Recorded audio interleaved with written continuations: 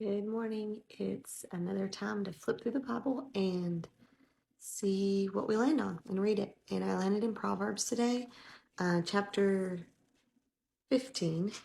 And Proverbs is, they credited it to Solomon, who read those or who wrote the most of the Proverbs. The last two chapters are written by Agur and Lamel. But really, the Proverbs, Solomon is trying, especially the youth, he's trying to get people to pursue wisdom rather than foolishness. And so it's a book of like encouragement and hope, really things that you need to do to be wise. And there was a couple of things in here that I really liked in chapter 15. And verse number 3, it says, "The eyes of the Lord are everywhere, observing the wicked and the good." And so God sees the ways of all people, of everyone. And it's like he's sitting on his heavenly throne and he's examining everything. He sees everything. There's nothing that doesn't go by him.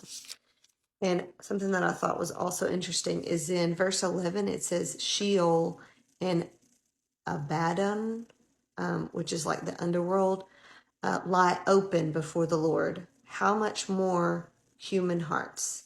So the scope of God's watch is even in the underworld. It's even in the depths of the earth. It's even among the dead, that God can see. There's nothing in this world and under this world or anywhere that God cannot see or does not have control of. And I thought that that was really neat to point out in this chapter. And something else was that you should definitely surround yourself with wise people.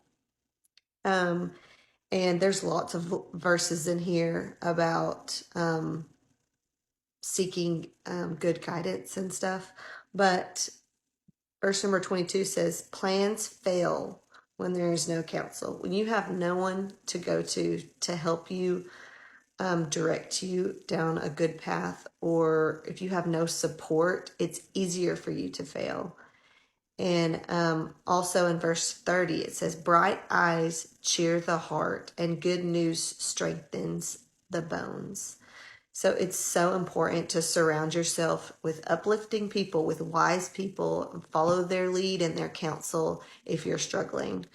So my word today is to find your people.